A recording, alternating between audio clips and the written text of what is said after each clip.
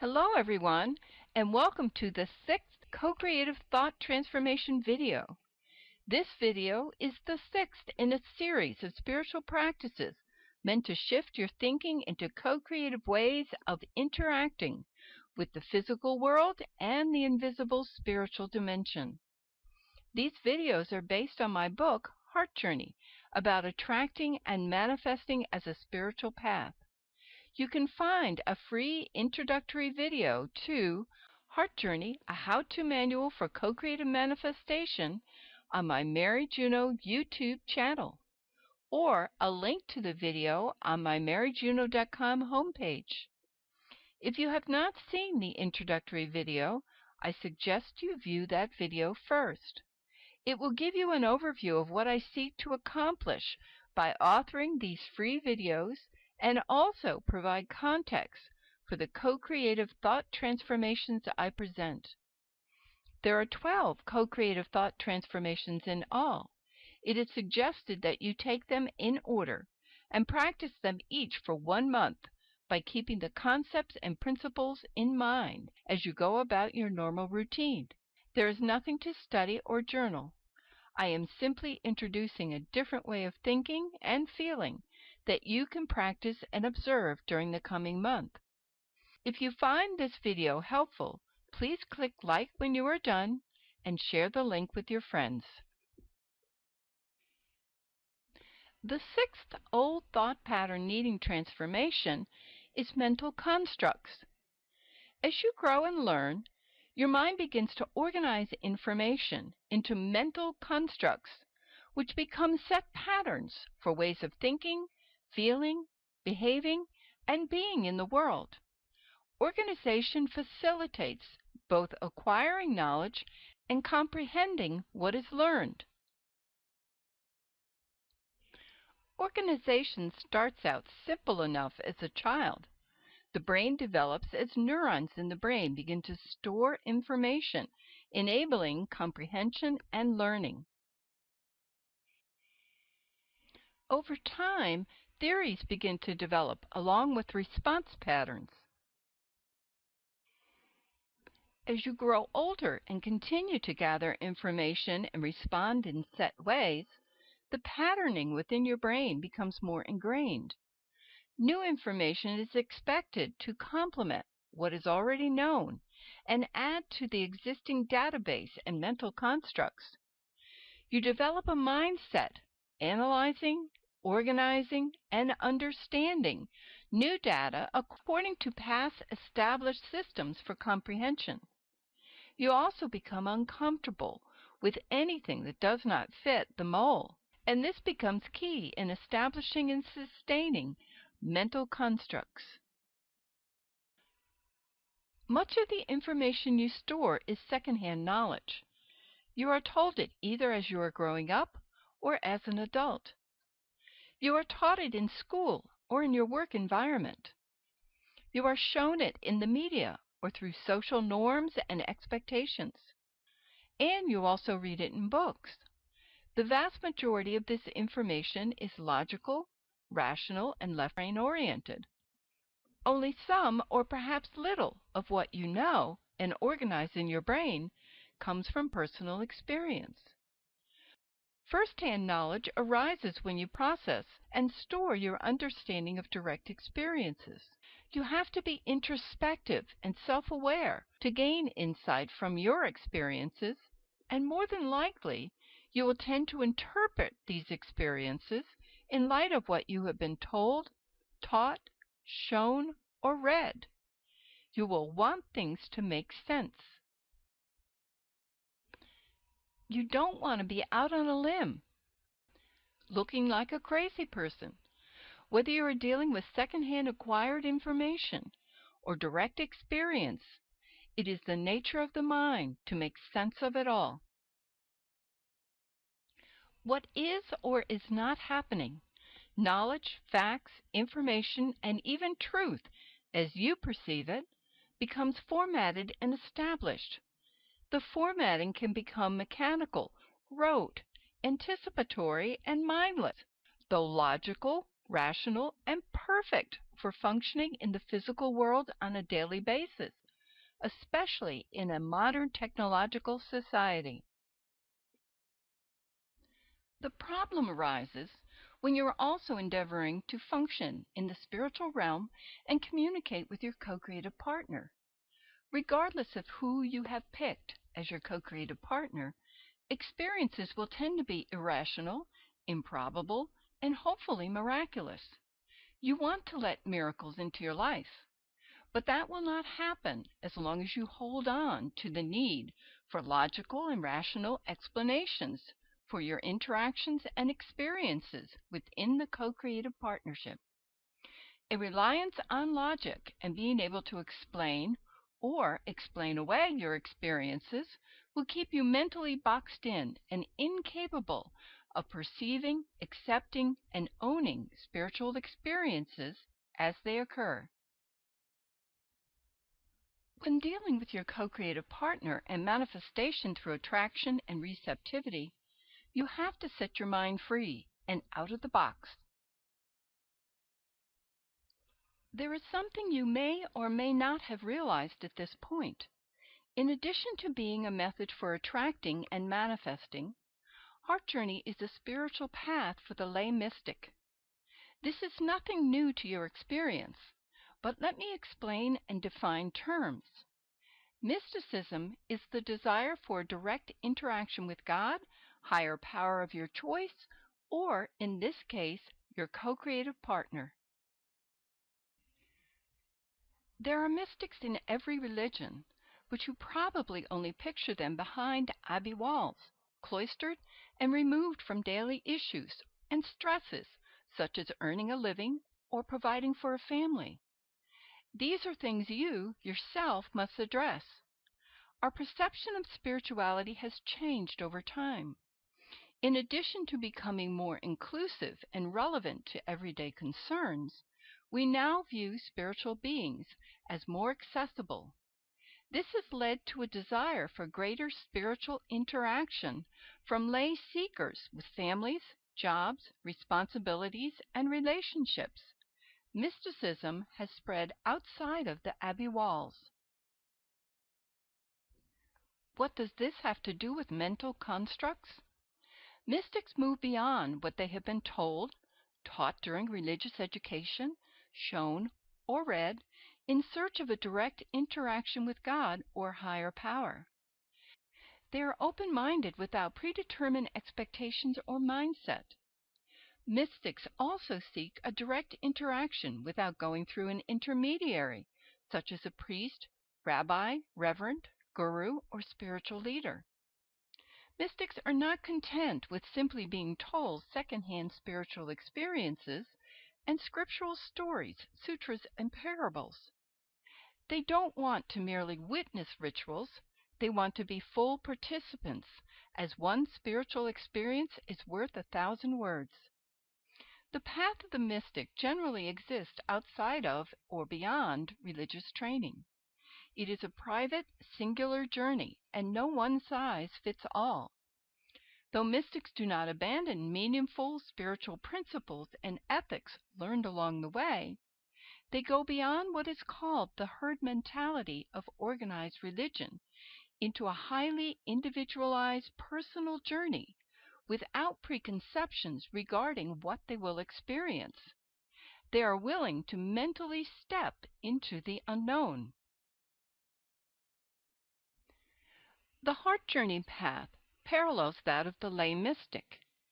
Mystics seek a direct connection with God or a higher power through prayer, meditation, silent reflection, communication, and love. In previous videos, I have already discussed the importance of prayer, meditation, or silent reflection to clear your mind for direct communication with your co-creative partner. There are a number of ways to do this, including walks in nature or journaling. Communication with your co-creative partner provides guidance regarding what to do when within the process of manifestation through attraction. It also provides the teachings and insights that take you beyond the herd mentality into a personal, individualized mystical journey with your co-creative partner. Love is also an important part of your heart journey. Love for yourself, love for others, and love for the co-creative partner. Love opens your heart to receiving abundance. As you open your heart more and more, you are able to channel abundance to others and generate light and love in dark places.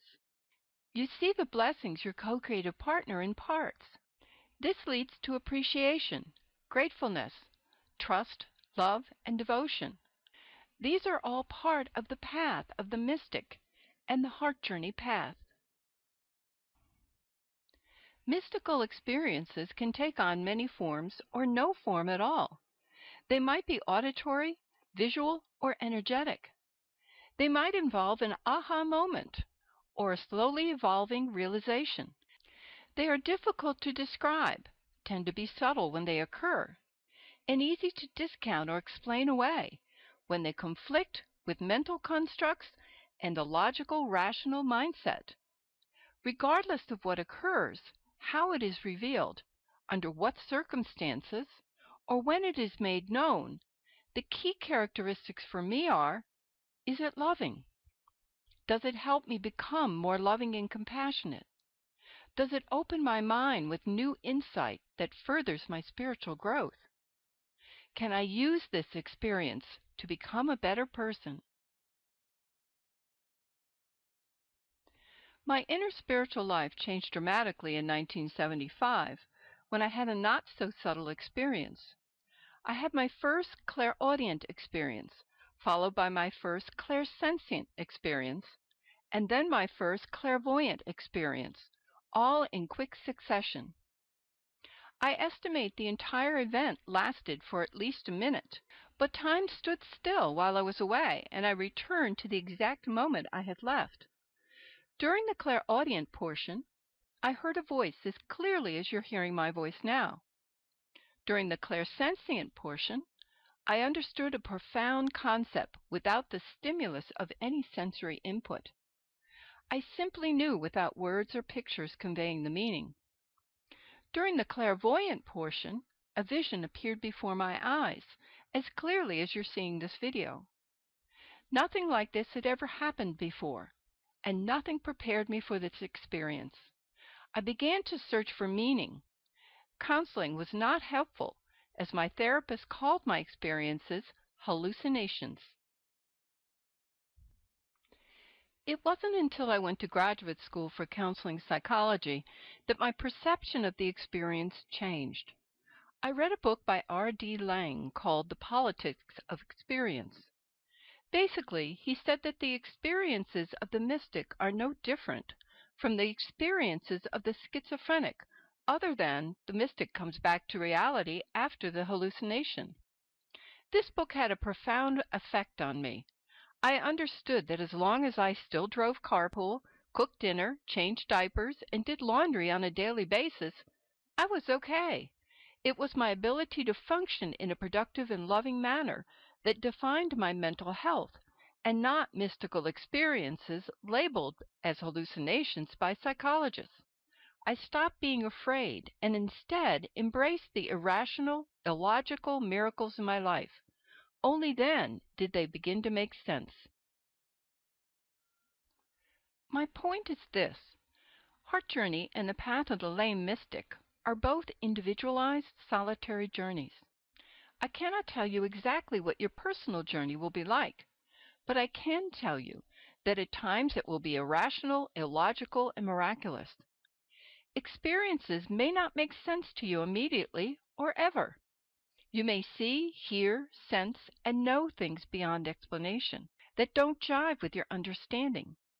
At these times, it is important to remain open-minded and do not discount or explain away your experiences.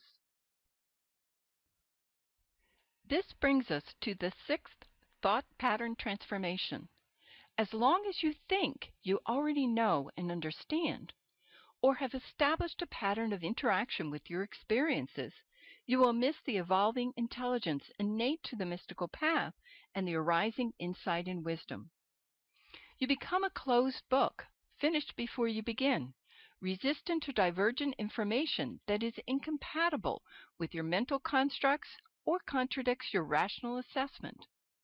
Preconceptions can derail your heart journey, delay manifestation, and retard your mystical edification. You cannot learn what you already think you know. Don't impose requirements on the learning process and the insights you receive. You need to remain open-minded. Only then can you go beyond what you have been told, taught, shown, or read.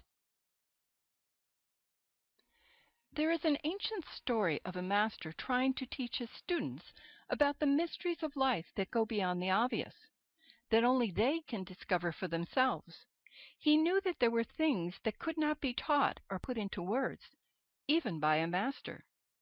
The best he could do was point his students in the right direction. From there, the students were to progress on their own. He took the students out into the night and pointed at the moon. When he looked back, the students were all staring at his finger. He explained that all of his teachings were nothing more than a finger pointing at the moon. The students were not to fixate on his finger. They were to look beyond his finger to what lay ahead. There was a time when I would meditate in front of this large poster of a Buddhist mandala. I wanted to unlock its mysteries, and I thought by studying it closely, noting the placement of this or that, or the number or amount of various objects included in the poster, I could crack the code and learn the mandala's secret. Actually, the mandala was more like a finger pointing at the moon. All my theories were for naught, as I became fixated on the poster itself. Then an energy spontaneously arose out of the mandala and literally hit me between the eyes. This woke me up and got my attention. It was an aha moment. But it did not arise from my mental gymnastics. I thought I knew. I had a plan, when actually I was thwarting any chance I had of having an experience of awakening. For a number of years, I sat before various mandalas, and they all began to emit energetic impulses. I cannot tell you what I learned. There were no words, no sounds, no pictures, no thoughts, but I can tell you that they were key to my spiritual growth. Direct interaction with your co-creative partner is an essential component of heart journey and the process of manifestation through attraction and receptivity. Direct interaction with God, or higher power, is an essential component of any mystical journey. Co-creative communication and mystical intelligence are not static knowledgeable states, but moment-to-moment processes, evolutionary ways of interacting with each and every experience as it arises, allowing for continuing guidance and spiritual development. This is why, while on your heart journey or mystical path, an open mind is as essential to insight as an open heart is to love. It is better to assume that you do not know. You can also assume that you do not know that you do not know. It is only when you are surprised by a revelation that you discover what has been missing. What is forgotten, hidden, and unknown will gradually emerge in you and from you, but only after you eliminate preconceptions of what might actually be forgotten, hidden, and unknown. Knowing comes over time and as an unfolding mystery, leading to insight and wisdom. Realizations, when they emerge, can be far afield from your expectations and mental constructs. For you to progress and develop spiritually, something entirely new should arise and enter your consciousness. You cannot think the aha that needs to occur. It is not linked in any way to what you already know. You can only ride the arising tide of awareness as it is happening. So here is your task for the next month. You need to become aware of your mental constructs. What is it that stands in the way of your spiritual development and communication with your co-creative partner? Endeavor to be open-minded. That is the goal. Do this by giving up adherence to truth as you know it, whether you label it with a small t or a capital T. Your truth, whatever it is always in the past, while you are in the now. In this sense, established knowledge and understanding can prevent you from seeing anew and experiencing with a beginner's mind. Surrender your need for rational and logical explanations for your experiences. All spiritual journeys become irrational and illogical eventually. This is when the miraculous can happen. View your experiences as clues to a greater mystery. Accept them as they are and never attempt to explain them away or recharacterize them from the original event. Be with what is. Work with this co-creative thought transformation for 1 month, keeping it foremost in your mind. Place cues in your home or work environment as reminders of the transformation you are seeking to make. At the end of the month, move on to the 7th co-creative thought needing transformation. You are not expected to master any of the co-creative thought transformations in 1 month's time. These transformations are lifelong callings. There are layers and layers of spiritual insight and growth innate to each new co-creative thought pattern. In the beginning, awareness in and of itself is considered progress, a step in the right direction. Next month's 7th thought needing transformation is judgment, which will also be in video format. There are actually 12 co-creative thought transformations. Progress with one transformation supports progress with the others, as all 12 are interrelated. Each round will awaken your heart further and deepen your experience and skill in attracting and manifesting. Look for the 7th co-creative thought transformation on my YouTube channel or on the Mary Juno website. To receive notices of each new video, subscribe to my YouTube channel or newsletter. For more information about Heart Journey and co-creative manifestation, go to my maryjuno.com website. There you will find a study guide, sample chapter, and links to other videos.